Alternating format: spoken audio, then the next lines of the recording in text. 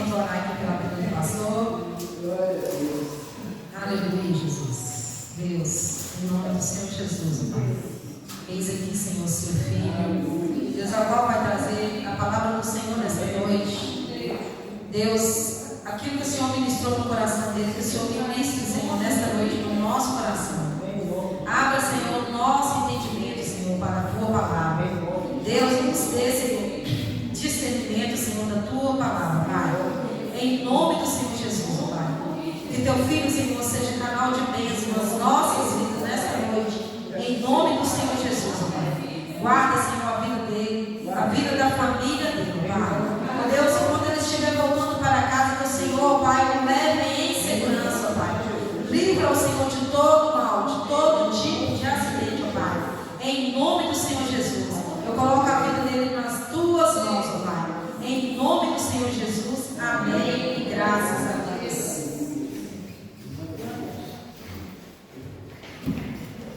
Amém, irmãos? Glória a Deus. Deixa esse negócio ficar pertinho.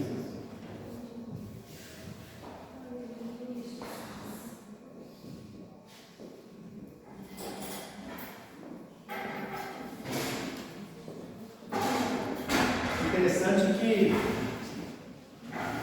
ele cantou esse louvor aí, né? Deus dando essa palavra aí. Eu estou aqui lembrando, sabe, que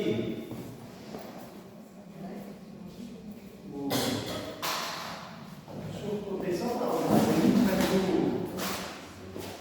o sogro do meu genro, ele é pastor. Pastor João. Ele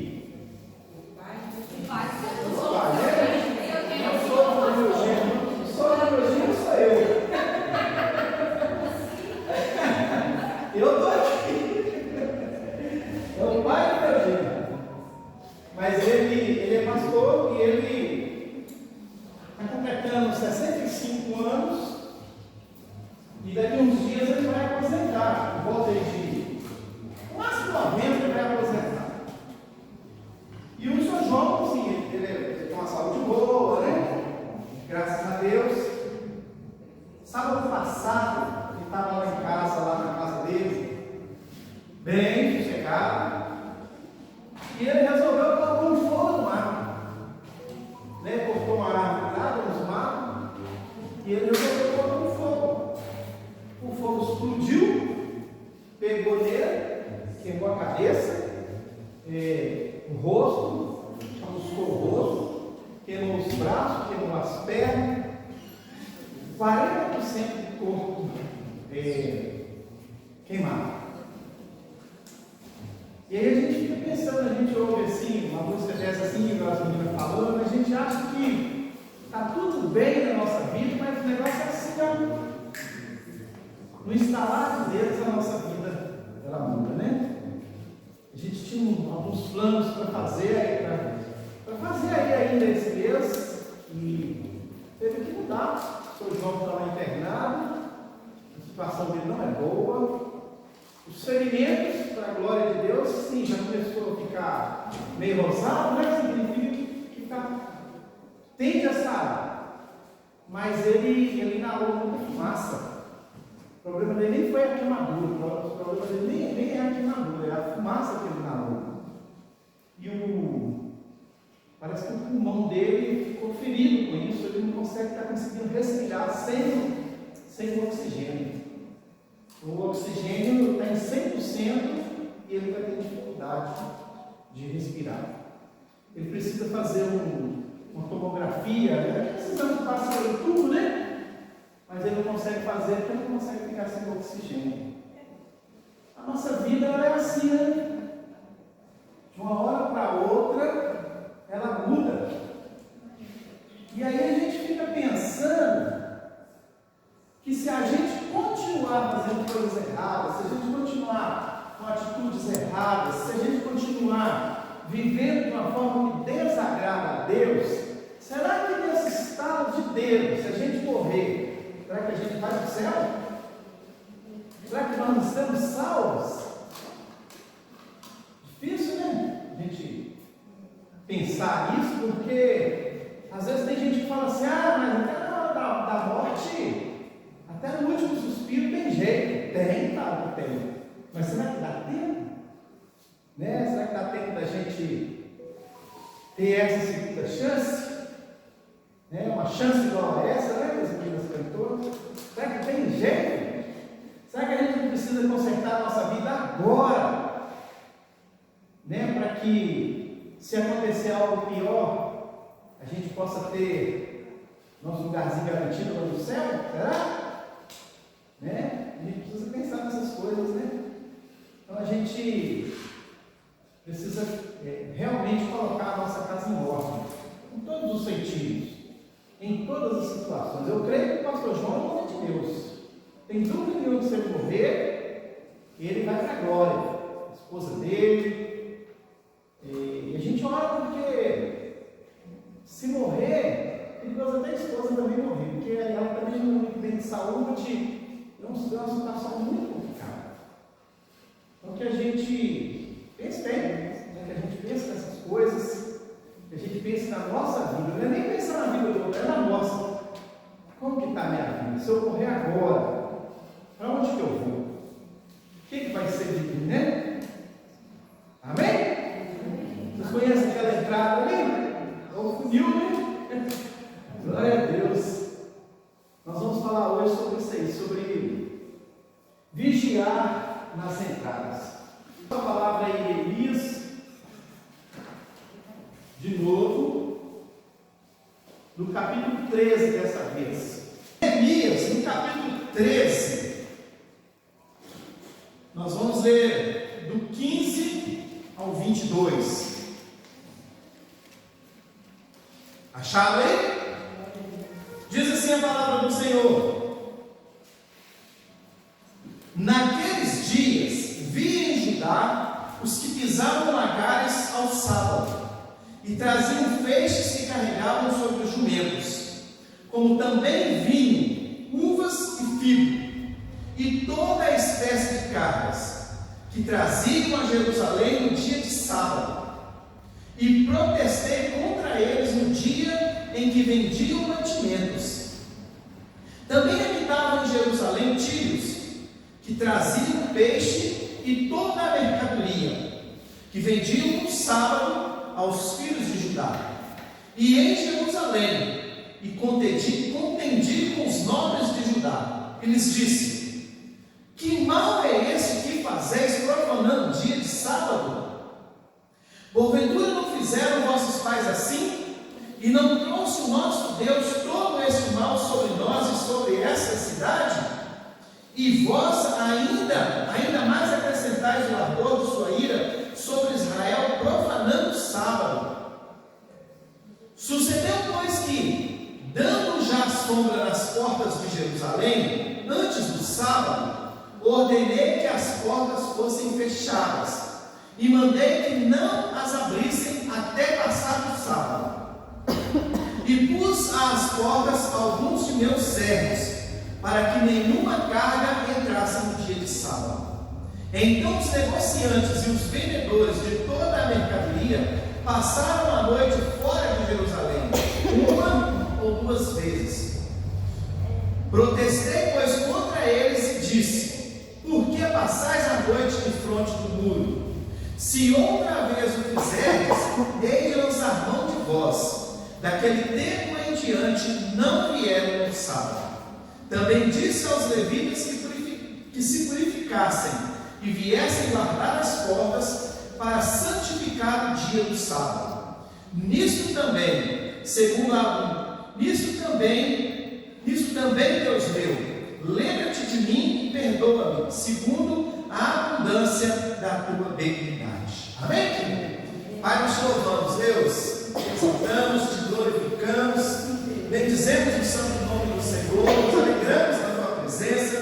Deus, muito obrigado por estarmos aqui com essa nova chance, com essa nova oportunidade que o Senhor nos concede para nos arrependermos dos nossos pecados, das nossas falhas, dos nossos erros, para colocar a nossa vida diante do Senhor, em obediência, em redenção, em reverência ao Senhor. Pai, no nome de Jesus, que o teu Espírito Santo nesta noite nosso coração e na nossa vida, transforme a nossa vida, Senhor, em nome de Jesus. Que também, Espírito Santo, que o Senhor encontre lugar no nosso coração, que o Senhor mude a nossa realidade e que tudo aqui nesta noite, Deus, seja para a honra e para a glória do Teu nome, em nome de Jesus. Amém e graças a Deus.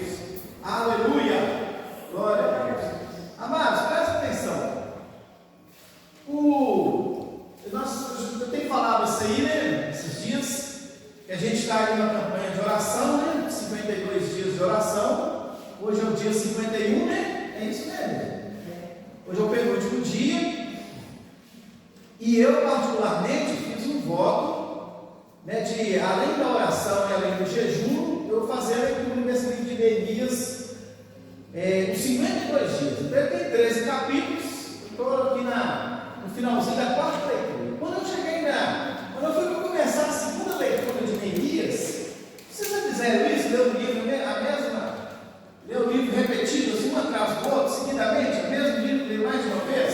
Quando eu cheguei na segunda vez, eu pensei, meu Deus do céu, mas que doideira é essa minha de fazer um propósito, ler o mesmo livro 4 vezes seguido, né? Mas eu li, continuei lendo. E como que esse livro falou comigo, gente? Como que Deus vai abrir? Eu já tinha lido outras vezes, lógico, né? Mas como que Deus vai, né, renovando na nossa vida, né, na nossa mente a palavra? Como que a palavra de Deus, como que ela se repete, né? Como que ela se renova, na verdade, né? Se repete, não? Como que ela se renova? Para cada vez que você lê, Deus vai dando para a gente uma direção daquilo que, né, da revelação dele para a nossa vida. E tem sido maravilhoso, amados. E aí, eu olhando para esse livro, eu entendi que esse livro, que essa história, ela é uma história também de batalha espiritual, que é uma guerra. Tudo que está acontecendo aqui é uma guerra.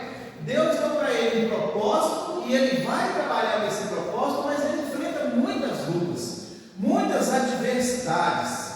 E ele faz tudo como Deus queria que ele fizesse. Ele conserta tudo. Ele coloca tudo em ordem daquilo que Deus determinou para ele fazer. E quando a gente lê no capítulo 1, se a gente voltar lá no capítulo 1, desde que começou, lá no capítulo 1 diz assim, olha, abre lá por favor.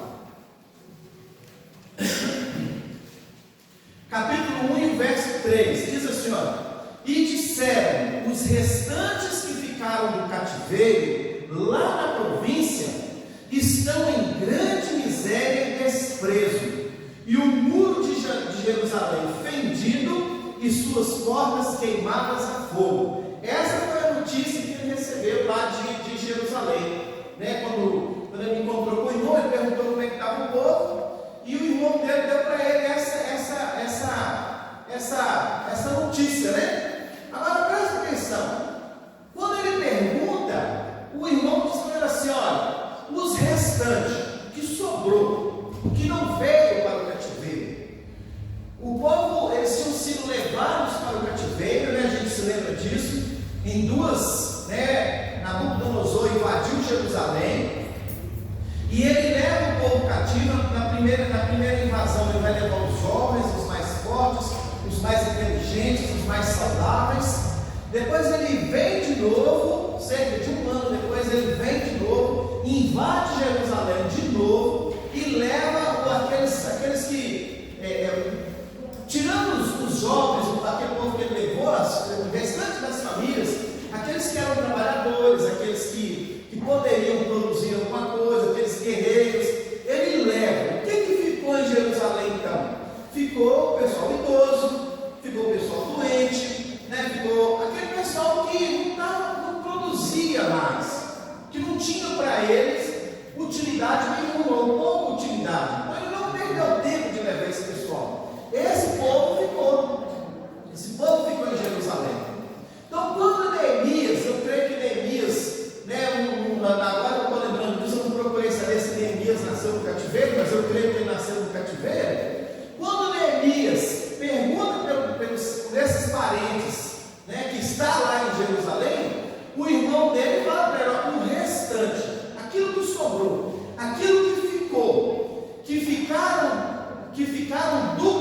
cativeiro, ou seja, que não veio para o cativeiro, eles estão lá na província e estão numa grande miséria e desprezada. Presta atenção.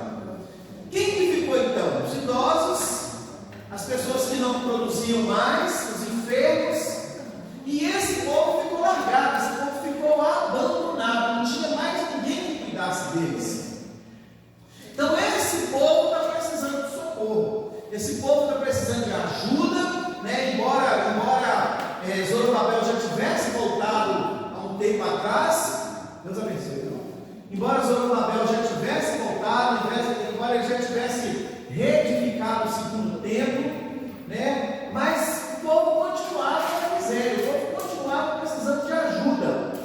E aí então, Neemias, quando ele pergunta, eles vão dizer: olha, eles estão em grande miséria, a situação estava difícil. No mesmo capítulo 1, a partir do verso 5 até o 11, deixa eu beber meu café, que estou falando, né?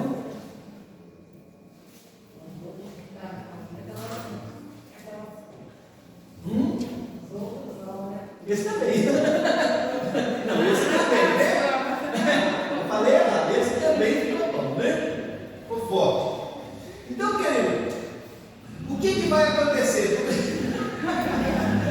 Ah, Deus, olha você provocando aí, meu Deus. A Solange lá, todos ficando bom, Deus falando. Esse ficou forte. Né, vigia, pastor?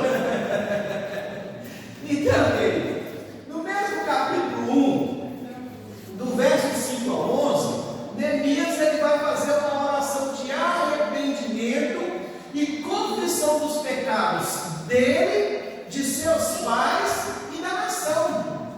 Né? Nós não vamos ler, a gente já leu isso aqui, mas ele vai fazer uma oração de arrependimento, ele vai apresentar a Deus tudo que os antepassados dele fez, não só na família, mas também os israelitas, de todo o mal que eles fizeram, né, de abandonar a Deus, de não servir a Deus, de não obedecer a Deus. Ele agora vai apresentar diante de Deus e pedir perdão por esses pecados. No capítulo 6, a gente vai ver que os inimigos eles se levantam contra a obra. Quando todo aquele trabalho de Neemias, o povo está trabalhando, os inimigos, Sambalate, Tobias, Gesem, eles se levantam contra. Por quê? Porque a renovar a obra, reconstruir Jerusalém, ia trazer para eles prejuízo, porque eles estavam ganhando dinheiro com aquilo, porque era um tempo de corrupção, era um tempo, né, de muita promiscuidade, era um tempo de, né, e eles estavam ganhando com aquela promiscuidade toda, com aquela corrupção toda. Então agora, quando chega Neemias, né, com toda a sua equipe para restaurar Jerusalém, para colocar em ordem a casa, eles se levantam contra. Eles não podem, porque eles não querem. Porque Satanás, ele não quer que a casa fique em ordem, ele quer que fique bagunçado. Né? Ele quer que dentro da casa tenha brigas, ele quer que tenha, né, um monte de coisa errada. Pecado, imundície. Satanás, ele fica feliz com isso. Se alguém se levantar para colocar a casa em ordem, para arrumar o que está errado, com certeza vai encontrar dificuldade, né? Com certeza ele vai se levantar e vai tentar atrapalhar o que está sendo feito. Então os inimigos do capítulo 6 eles se levantam contra a obra. No verso 15 do capítulo 6 diz assim, olha, verso 15 do capítulo 6 diz assim, olha: acabou-se, pois, o muro aos 25 do mês de Elul, em 52 dias. Então, quando Neemias recebe a notícia de que o povo estava em grande miséria e que o povo estava abandonado, o mesmo mensageiro fala para ele que os muros estavam destruídos e que as portas, né, os muros estavam fendidos e as portas estavam todas arrebentadas. E Neemias então ele vem e faz esse trabalho, ele traz um monte de gente e ele junta forças, ele monta equipes para fazer esse muro, e o muro é reconstruído em 52 dias no tempo recorde, porque há mais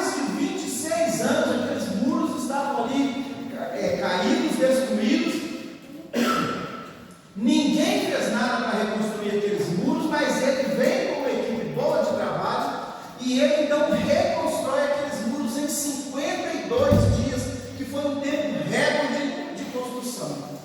E quando a gente vai lá para o capítulo 7, então agora os muros estão prontos. Quando a gente chega no capítulo 7, do 1 ao 3, diz assim: olha, e sucedeu que, depois que o muro foi edificado, eu levantei as portas e foram estabelecidos os porteiros, os cantores, os levitas. E eu nomeei Hanani, meu irmão, e Ananias, líder na fortaleza, sobre Jerusalém, porque ele era homem fiel e temente a Deus, mais do que muitos. E disse-lhes: não se abram as portas de Jerusalém até que o sol aqueça. E enquanto os que assistirem ali permanecerem, fechem as portas. E vós trancai-as, e ponham-se guardas dos moradores de Jerusalém, cada um na sua guarda, e cada um diante da sua casa. O que Neemias está falando? Neemias está falando o seguinte: olha, agora já está tudo pronto, os muros já estão reconstruídos, as portas já foram consertadas. Quando o dia clarear, quando tiver sol firme, vai lá e fecha as portas. Não deixa ninguém entrar, não deixa ninguém sair. E mais, vigiem as suas casas.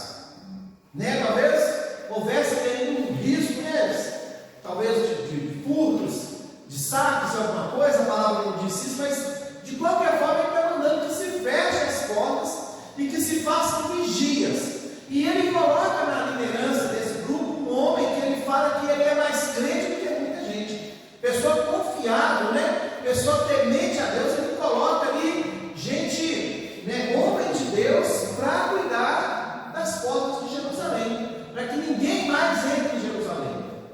No capítulo 8, a cidade, ela já está reconstruída, ela está protegida, e os israelitas eles vão ler o livro da lei de Moisés, e eles aprendem alguns ensinamentos que colocam eles em ordem. Por exemplo, eles lendo o livro da lei, a gente não vai ler o capítulo 8, a gente já leu isso aí, mas eles lendo o livro da lei, Esdras abre o livro da lei, lê para eles, todo o povo da igreja vai ensinar o povo ali o que está acontecendo, e eles escutam, eles leem o livro da lei. Por exemplo, que lá, quando fala das festas, havia uma festa, havia um tempo em que o povo de Deus, eles moravam em cabanas, em tendas.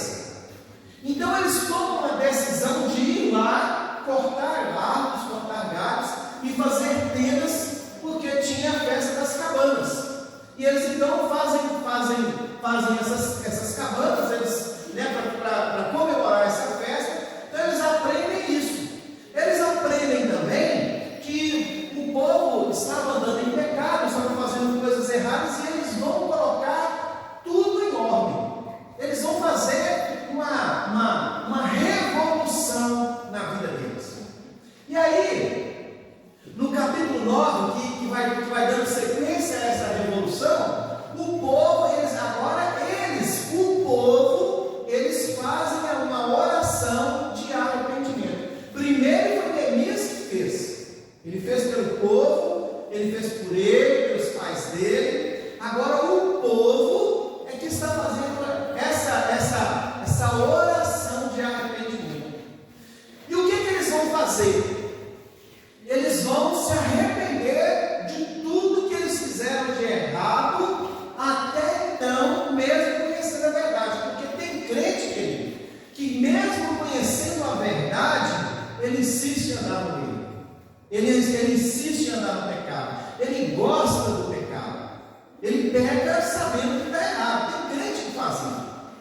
E esses crentes aqui não eram diferente. Esse povo aqui, eles com certeza tinham mais intimidade com Deus que qualquer um de nós. Mas mesmo assim, eles casaram com mulheres, que não eram do povo de Israel, de outro tipo, que adoravam outros deuses. Eles casaram com mulheres, que tiveram famílias com essas mulheres. problema, a gente vai ver no finalzinho do capítulo 13, né, de Neemias, é que, né, quando eles agem dessa forma, Neemias já vem exortando eles, porque isso já era conhecido. Porque Salomão fez isso. E foi por causa desses erros que eles foram para o cativeiro. O que é o cativeiro? O cativeiro é aquele lugar para onde você vai e você não sai de lá mais. O cativeiro é aquilo que te prende. Então esse povo, eles continuavam não no cativeiro babilônico, mas eles continuavam no cativeiro do pecado, né? Fazendo alianças com mulheres que serviam a outros deuses, e essas mulheres ensinavam aos filhos dos israelitas sobre os seus deuses, sobre as suas crendices, sobre as suas, como é que eu vou dizer, suas tradições, e as crianças, elas não conseguiam adorar a Deus por causa dos ensinamentos que as mulheres dos outros povos estavam dando para eles. Então, reconhecendo isso, eles fazem um voto. Todos eles fazem um voto. Eles fazem uma aliança com eles e com Deus, porque eles iam dispensar essas mulheres. Eles iam dispensar aqueles filhos. Aquelas famílias que eles construíram no pecado, perante Deus, eles iam sair. E aí, querido, no capítulo 9, no verso, aí diz assim no capítulo 9: e no dia 24 deste mês, ajuntaram-se os filhos de Israel com jejuns e com sábados, e traziam terra sobre si. E a descendência de Israel se apartou de todos os estrangeiros, e puseram-se em pé, e fizeram confissão pelos seus pecados e pelas iniquidades de seus pais. Eles se arrependem dos seus pecados e dos pecados que seus pais fazem, da iniquidade dos seus pais. Presta atenção aqui. O que é iniquidade? Iniquidade, querido, é diferente de pecado. Iniquidade, querido, significa ilegalidade. Aquilo você sabe, aquilo que é ilegal, mas que você sabe que é legal, mas que você faz. A gente vê crente fazendo isso demais. Para na contramão, para em cima do passeio, né? Fuma escondido, fala mentira, dá cana nas pessoas. Gente, o que tem de crente que dá cana? Misericórdia. Falar que é crente hoje é difícil demais, porque o crente ficou desacreditado por causa de um monte de coisa errada que faz. Isso é iniquidade. Iniquidade, ela é ilegalidade no sentido de expressar algo que é contrário ao que é justo e correto. Desejar o mal para os outros, isso é uma iniquidade. Rir da miséria do outro, né, da situação terrível que o outro vive. Fazer oração contra a vida da pessoa.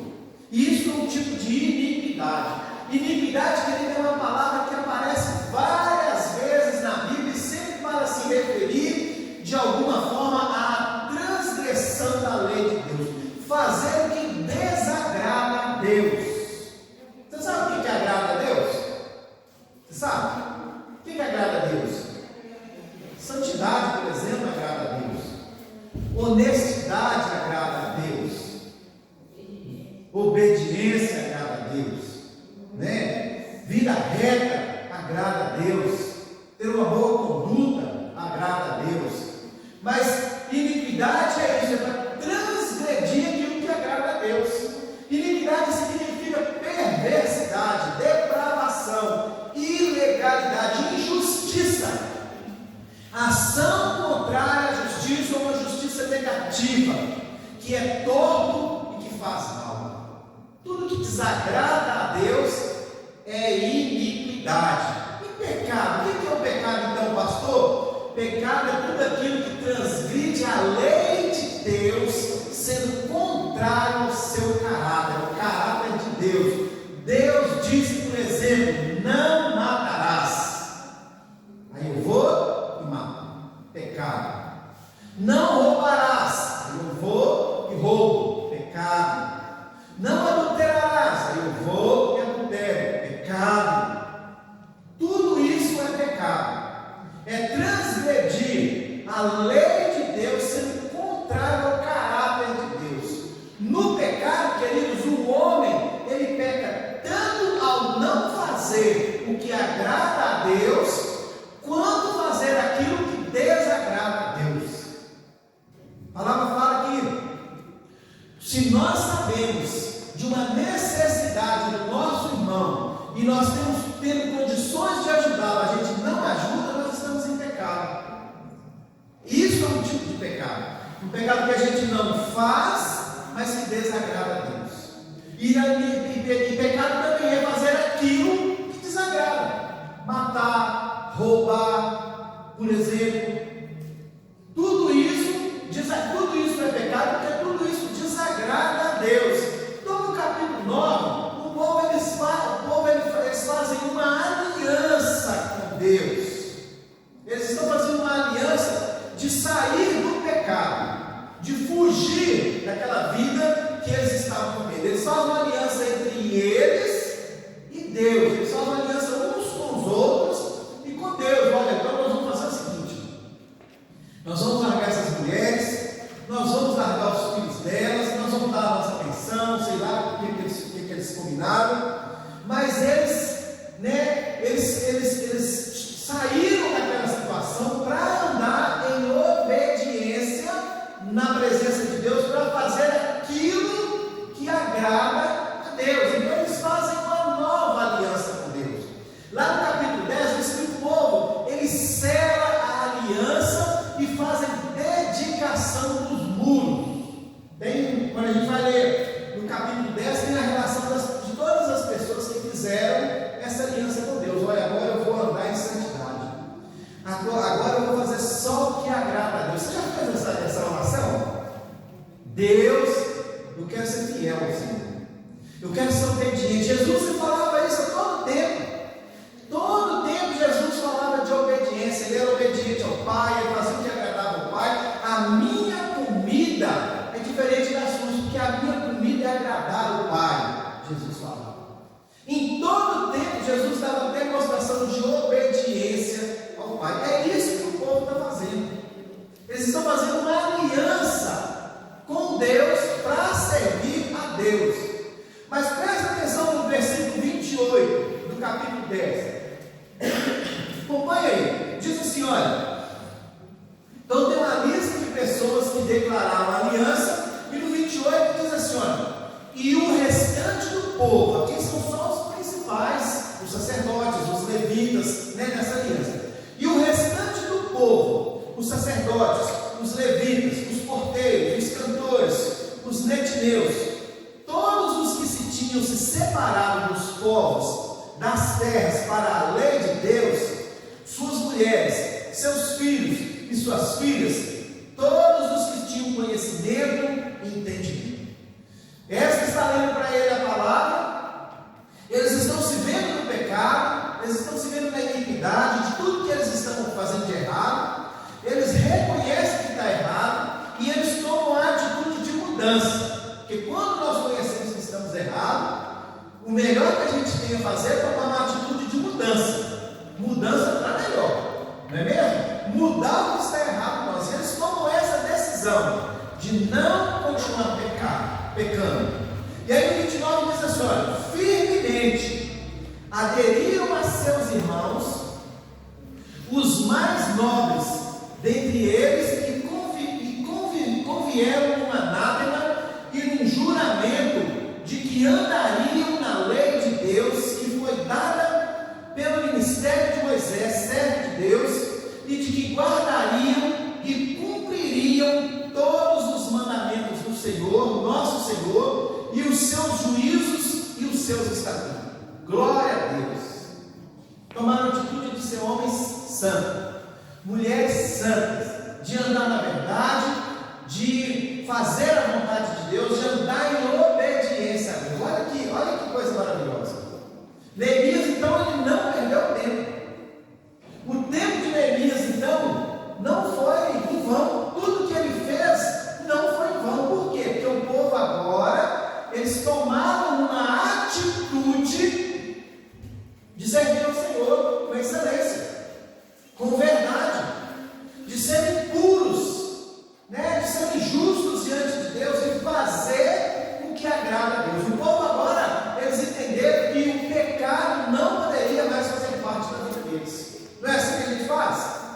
Quando a gente conhece o Senhor Jesus, a primeira coisa que a gente quer fazer não é largar o pecado, deixar isso de lado, se não é, deveria ser, não é mesmo? Mas é isso que eles fizeram.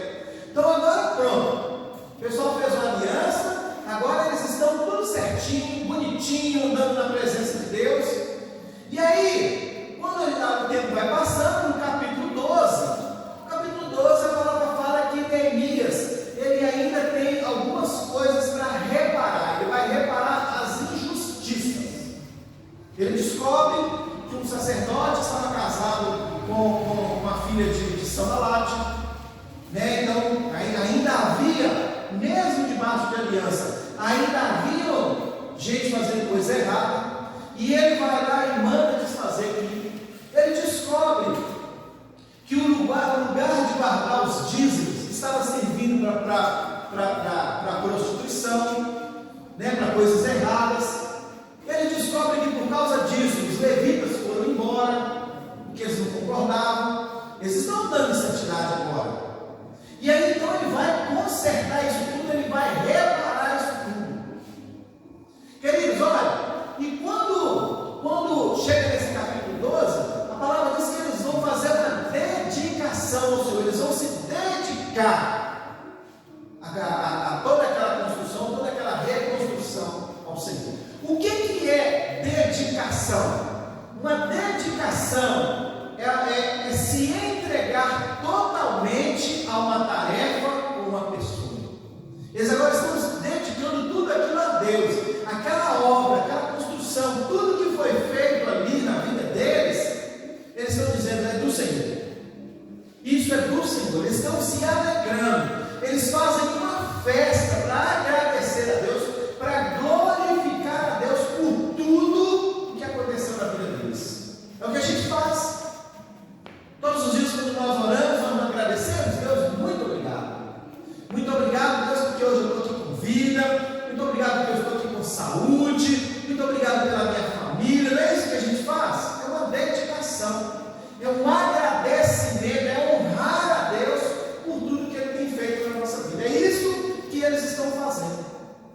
Eles estão se dedicando, eles estão se colocando à disposição de Deus. Eles estão se deixando permitir, eles estão se permitindo ser cuidados por Deus. A pessoa dedicada, querida, ela trabalha e ela dá seu melhor para fazer uma coisa pelo bem ou para agradar a outra pessoa. Não é isso que nós fazemos para Deus? Nós não queremos ser santos diante de Deus? Eu quero. E eu não quero só de boca, não, eu quero de atitude também, porque a palavra, se a gente ler, se a gente ouvir, mas se a gente não colocar em prática, não vai adiantar nada, queridos. Faço coisas erradas? Claro que faço. Tenho os meus momentos de erro? Claro que tenho, mas eu quero andar nessa santidade. Eu fiz um compromisso comigo, eu já falei isso para vocês, eu quero ser igual o Jó, íntegro, reto, temente a Deus e quero me desviar do mal. Um propósito meu. Nós fazemos isso diante de Deus, queridos. Nós queremos mudanças para a nossa vida diante de Deus, depois de tudo que Deus fez. Então, ela faz o melhor, para agradar essa pessoa. Quem é essa pessoa que nós queremos agradar? Deus. Queremos agradar a Deus, queremos fazer para Deus. A Bíblia fala, queridos, a Bíblia diz que devemos ser dedicados a Deus. Quem é dedicado a Deus, quer agradar a Deus. Fala sério, você quer agradar a Deus? Quer agradar a Deus? Então ande em obediência. Então faça o que é reto diante de Deus. Faça as coisas que agradam a Deus. Faça as coisas que dão prazer a Deus. Larga o pecado de lado, queridos. Deixa as coisas do mundo de lado. Nós já conhecemos a palavra, nós já conhecemos a verdade. Nós sabemos o que é reto, nós sabemos o que não é reto. Nós sabemos o que nós podemos fazer e o que nós não podemos fazer. Por que então, querido, andar numa vida de pecado? Por que fazer coisas erradas?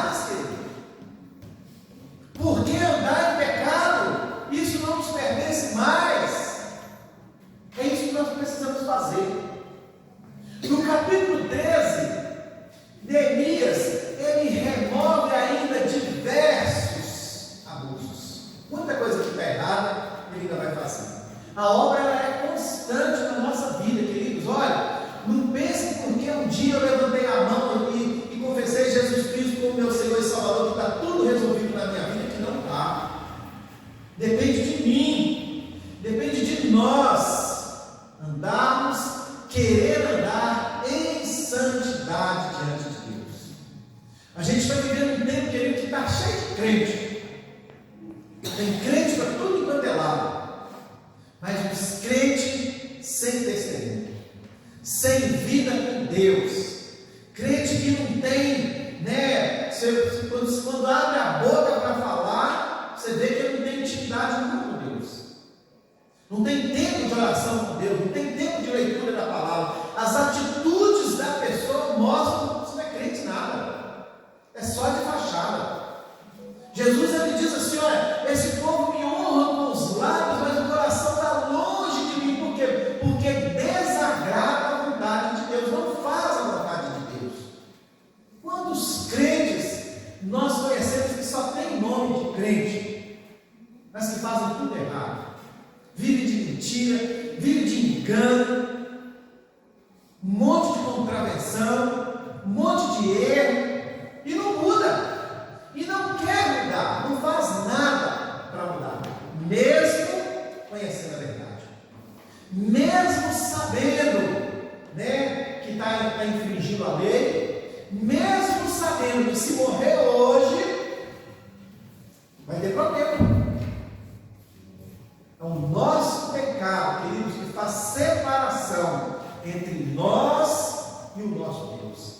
Não pense que andando em pecado que Deus está nesse negócio, porque não está, porque Deus odeia o pecado. Deus não se agrada de pecado. Então, queridos, o tempo é consertar agora, hoje, o mais rápido possível, se estivermos fazendo coisas erradas, se estivermos desagradando a Deus. Neemias, querido, ele coloca tudo em ordem. Inclusive, ele faz orações de arrependimento várias vezes por pecados dos seus antepassados. Interessante é que, mesmo assim, ainda o pecado tenta entrar em Jerusalém através dos mercadores que querem vender coisas no sábado. Eles fizeram uma aliança que não iriam comprar nada no sábado, não teria atividade nenhuma no sábado. O sábado para o judeu ele era dia exclusivo de adoração, de meditação da palavra, de vida santa diante do Senhor. O judeu tinha essa maneira. Eu creio que ainda tem até hoje. Guardar o sábado. Sábado para eles era um dia sagrado. E eles fizeram votos de que não fariam nada de errado no sábado. E aí no capítulo 13, no verso 15, a palavra diz que, aproveitando que as portas estavam abertas, os mercadores, eles entravam e eles vendiam coisas no sábado. Diz assim, olha, 13, 15. Naqueles dias vi em Judá os que pisavam lagares no sábado. Lá dentro, ali dentro de Jerusalém, dentro de Judá, já estava acontecendo. Gente que pisava lagares no sábado, traziam feixes que carregavam sobre os jumentos, como também vinho, uvas e figos e toda a espécie de cargas que traziam a Jerusalém no dia de sábado. Mesmo diante de um voto, mesmo se comprometendo a não fazer coisas erradas, eles estavam pecando. No entendimento deles, porque eles estavam prostituindo o sábado, eles estavam profanando o sábado. A palavra é essa, profanando o sábado, que para eles era dia sagrado. E o que Neemias faz então? Ele diz: e protestei contra eles no dia em que vendiam o mantimento. Neemias falou para eles: olha, para com isso. Para com isso, nós já fizemos uma aliança, não vamos comprar, não vamos vender, não vamos fazer nada no sábado. Também haviam em Jerusalém tírios que traziam peixe de toda a mercadoria que vendiam nos sábados aos filhos de Judá em Jerusalém. Quer dizer que o povo vendia porque tinha quem comprava. Eles então, não só os mercadores, mas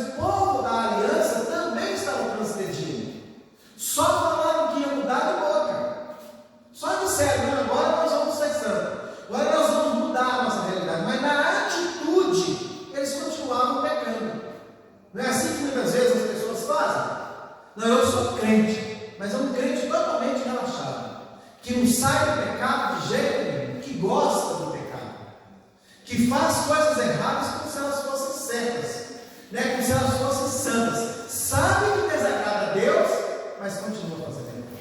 Eles estão fazendo do mesmo jeito. No verso 17 ele diz assim: e contendi com os nobres de Judá e disse: que mal é esse que fazeis profanando o dia de sábado?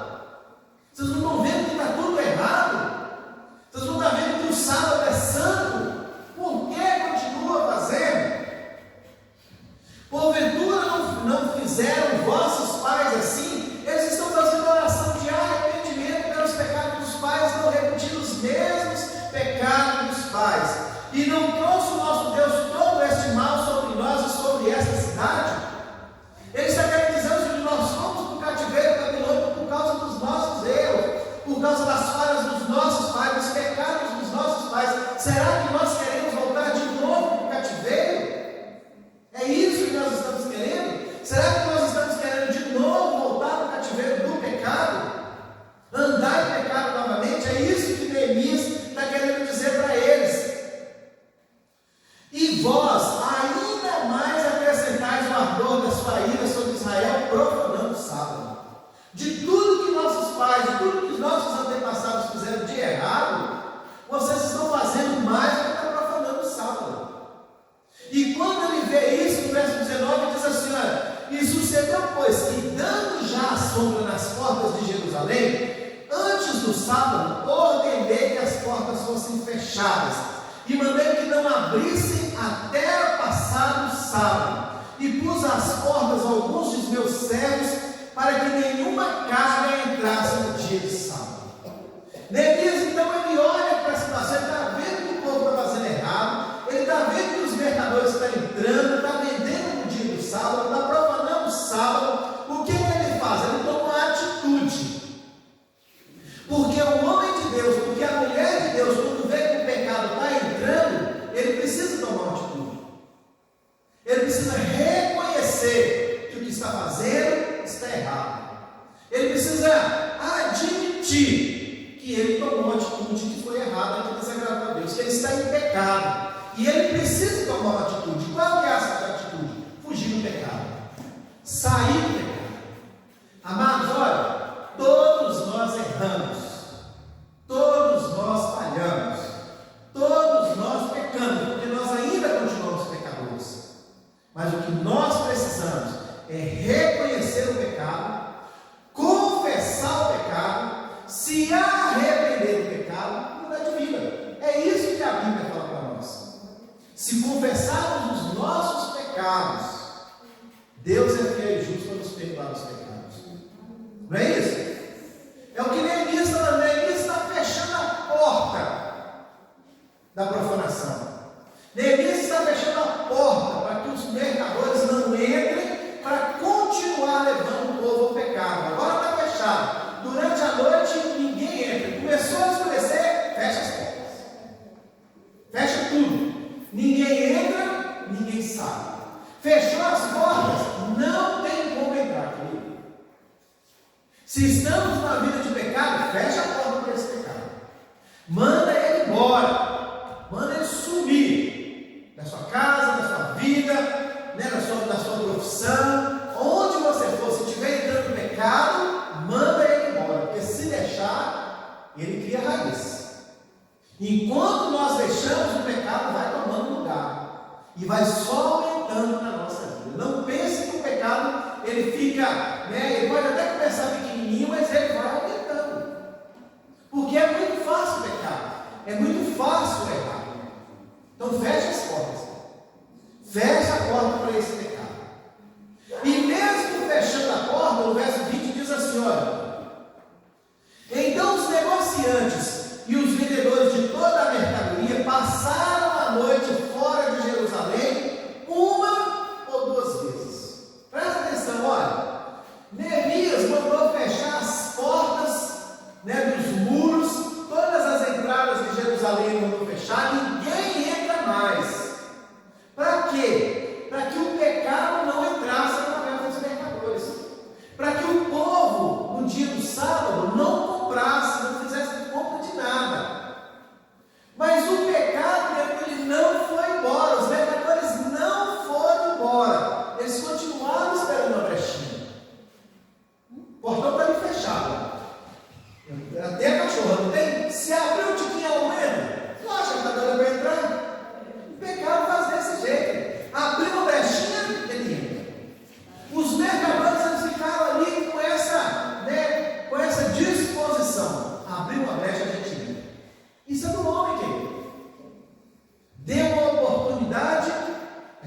e faz. Qualquer coisa. Deu uma brechinha, a gente vai lá e faz. Os mercadores estavam fazendo isso. Os mercadores estavam esperando uma brecha para entrar escondido. Para entrar sem que ninguém percebesse. Ou para que alguém que tivesse um comunho com eles fosse lá e abrisse e não entra. Porque às vezes a gente faz assim com o pecado. Entra. Ah, é só um pecadinho. Não, é coisinha boba, isso né? Esses dias tinha não sei se vocês viram, tinha uma pregadora no Instagram falando que tem pecadinho que é para a glória de Deus. Dá para vocês? Dá para vocês isso? Tem pecadinho que é para a glória de Deus. Não tem pecadinho. Pecado é pecado, não importa o tamanho. Errou, transgrediu a lei, desagradou a Deus, é pecado. É isso que o povo está fazendo. Ele diz: olha, então os negociantes e os vendedores de toda a mercadoria passaram a noite fora de Jerusalém uma ou duas vezes. Eles estavam loucos para achar uma oportunidade para entrar. E aí ele diz assim: olha, protestei. Quando ele percebeu que os mercadores estavam fazendo vigília do lado de fora dos muros, esperando uma oportunidade para entrar, ele diz assim: olha, protestei contra eles e disse: por que passais a noite de fronte do muro? Se outra vez o fizerdes, hei de lançar mão de vós. Daquele tempo em diante não vieram os sábios. Ele expulsou os mercadores.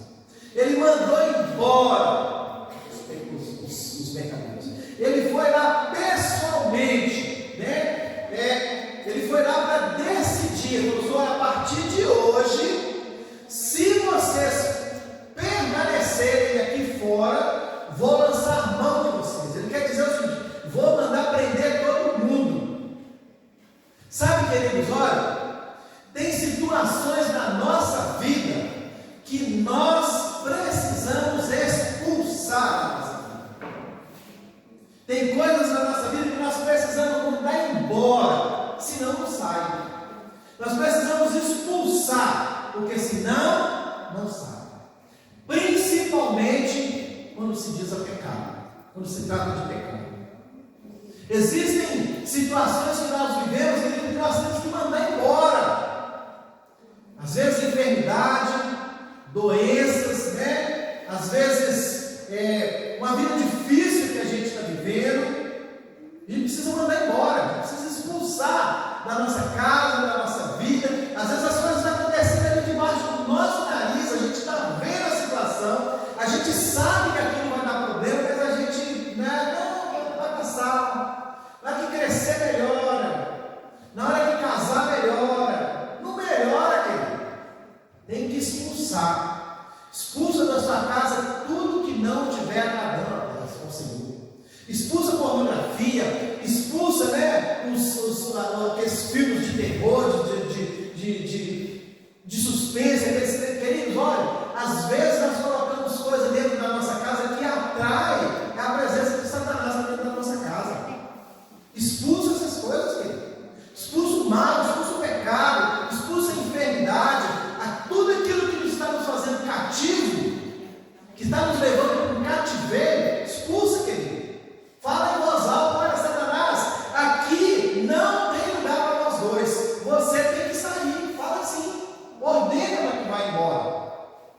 Ordena, porque senão, se não expulsar, querido, fica ali, atrapalhando, fica ali, crescendo mais. Amados, olha, uma vez que nós entregamos a nossa vida para Jesus, não quer dizer que o demônio vai sair fora da nossa vida, não, queridos. Não quer dizer que ele vai olhar para nós e falar: agora ele é crente, não tem mais ele. Não, ele continua insistindo para que a gente pegue, para que a gente erre, porque é do caráter dele: matar, roubar, destruir. Ele não olha quem. E se for crente ainda, para ele tem mais prazer. Ele sente mais prazer. Quanto mais nós levamos a vida no oba-oba, quanto mais nós levamos uma vida de pecado, mais nós estamos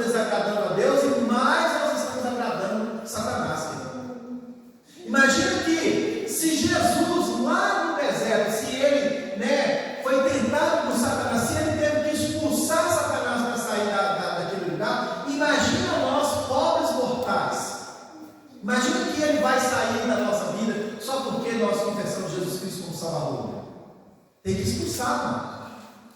Tem que expulsar todo o mal da dentro da nossa vida. Expulsa a mentira, expulsa o egoísmo, a arrogância, expulsa a ganância, expulsa tudo que está de errado, que está te incomodando, expulsa, manda embora, faz uma oração de batalha, faz uma oração de guerra e manda embora da sua casa. Quantas pessoas às vezes enfermas dentro da nossa casa e parece que não cura de jeito nenhum, manda embora, expulsa, dá ordem, porque às vezes é um mundo espiritual e aí a gente precisa expulsar. É isso que Neemias está fazendo. Neemias agora ele vai pessoalmente a eles, expulsa daquele lugar, dizendo que os prenderiam caso eles continuassem. Amado, olha, o que eu aprendo com essa história toda?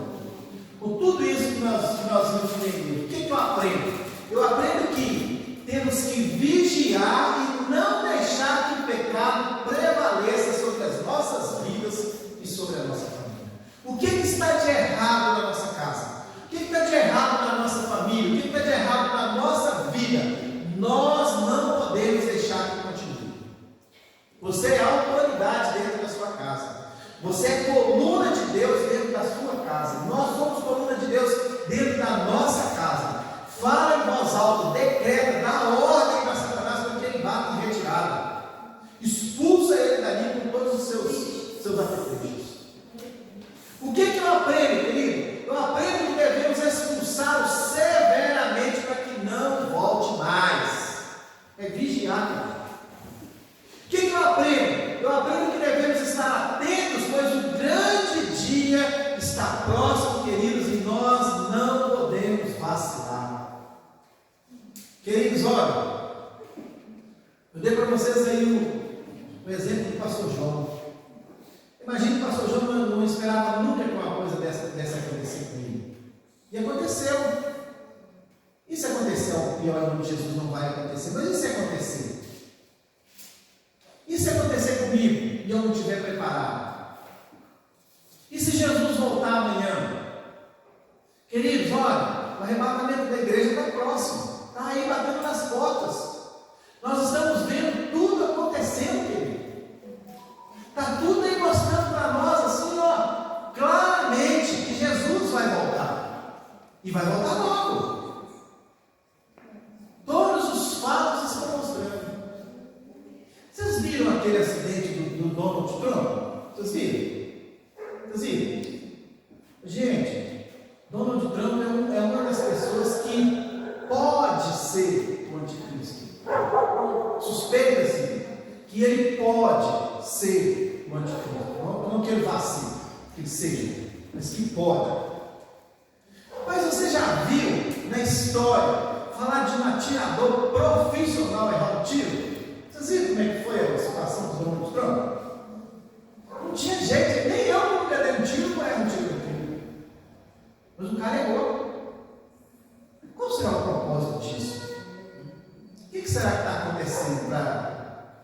Foi um negócio assim, ó, pegou na ponta da orelha dele, assim, ó, só porque ele mexeu a cabeça. Imagina a velocidade da cabeça e a velocidade da bala. Imagina. Mas ele saiu. Será que tem propósito nisso? Será que pode ser? O fim dos tempos está aí, amado. A igreja vai ser arrebatada em breve. Mais cedo do que a gente imagina. Será que a gente está preparado? Será que a gente sobe? Será que eu subo? Lá em Mateus 26:41, Jesus diz assim: olha, vigiai e orai, para que não entreis em tentação. Na verdade, o espírito está pronto, mas a carne é fraca. É vigiar mesmo. É fugir da aparência do mal, é fugir do pecado, é fugir das coisas que desagradam a Deus. Em João 14:30 ele diz assim: olha, já não falarei muito convosco, porque se aproxima o príncipe deste mundo, que nada tem de mim. Mas é para que o mundo saiba que eu amo o Pai, e que faço como o Pai me mandou. Levantai-vos, vamos daqui. Olha o que Jesus está falando. Quando ele diz assim, olha, aí porque se aproxima o príncipe deste mundo, ele está falando de Satanás. Ele está falando que Ele está aí. A palavra fala que Ele habita na terra. Aí Ele diz assim, ó, e nada tem de mim. Ele não tem nada para me acusar. Jesus está falando, Ele não tem nada para me acusar. Porque Jesus não pecou, queridos. 33 anos de vida sem um pecado, nem de pensamento, Jesus teve. De nada. E Ele está falando aí, vem o príncipe deste mundo. Nada tem em mim. Acusação nenhuma Ele vai encontrar em mim. E em nós, querido? Será que Ele vai encontrar acusação contra a nossa vida? Será que Ele vai achar alguma coisa para nos acusar diante de Deus naquele grande dia, no dia do juízo final? Será? Queridos, olha, é tempo da gente colocar a casa em ordem, também na santidade. Andarmos verdadeiramente em santidade diante de Deus. É fácil? Não é fácil. Mas Deus sonda o nosso coração, querido. E Ele sabe do desejo, da vontade que você tem, que nós temos de andarmos em santidade. Errar, vamos errar, mas vamos vigiar. É hora de vigiar as entradas da nossa vida, as entradas da nossa casa, né? Do estilo de vida que nós levamos. Que tipo de vida você quer levar diante do Senhor? Uma vida de pecado ou uma vida de santidade?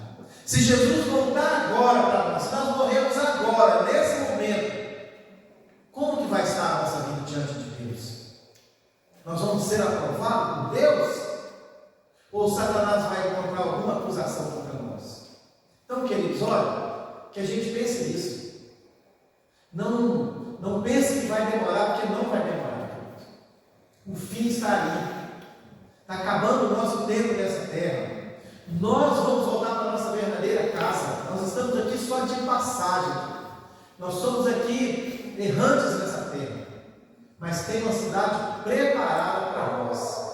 E nós precisamos nos manter em santidade, em obediência ao Senhor, para a gente alcançar essa cidade. Amém?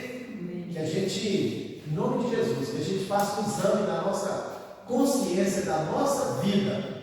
O que tiver de errado, que a gente tenha, a gente faça como Neemias, que a gente feche as portas, que a gente tome a atitude de mudar o que está errado na nossa vida. Glória a Deus! Vamos ficar de pé para a gente orar? Pai, em nome de Jesus, Senhor, Deus, nós estamos aqui diante da Tua face, Senhor. Nós estamos aqui, Senhor, em humildade, em humilhação ao Senhor, diante, Deus, dos Teus pés, para Te glorificar, para Te exaltar, para Te bendizer, para colocar a nossa vida à prova diante do Senhor, para pedir ao Senhor, Deus, que nos dê sabedoria, que nos dê entendimento, que nos leve ao arrependimento pela nossa vida pecaminosa, pelas atitudes que tomamos e que desagradamos ao Senhor. Meu Deus, em nome de Jesus, eu apresento ao Senhor aqui a minha vida e a vida de cada um desses que estão aqui nesta noite. Peço que o Senhor sonde o nosso coração, que o Senhor traga sobre a nossa vida santidade, pureza, Senhor. Deus, no nome de Jesus, olha para dentro da nossa casa, olha para dentro da nossa família. Senhor, em nome de Jesus, assuma o seu lugar de honra na nossa casa, na nossa família. Expulsa de lá, Senhor, tudo que não presta, tudo que desagrada ao Senhor, tudo que não vai de acordo com a vontade do Senhor. Deus, purifica a nossa casa, purifica a nossa família. Senhor, alcança os que estão perdidos, alcance, Senhor, aqueles que por um tempo andaram na presença do Senhor, mas que hoje estão aí, né, fazendo as coisas desse mundo. Alcance cada um deles, Pai. Nós sabemos que o Senhor tem promessas para cada um deles. Traga todos para a Tua presença. Leve cada um, Senhor, ao reconhecimento do pecado, para que ele tenha a oportunidade, Senhor, de se regenerar, de voltar para a Tua presença. Deus, toma a nossa casa, toma a nossa família nas mãos do Senhor. Tome cada membro desta igreja nas mãos do Senhor, meu Pai. Deus, a começar por mim, Senhor. Deus, em nome de Jesus, Pai, que o Senhor nos alcance a todos, que todo pecado, Deus, tudo aquilo que o Senhor não aprova, que nós possamos nos desfazer de tudo isso, Pai, para termos uma vida reta diante do Senhor. Pai, nós também nos arrependemos, né, pela vida que levamos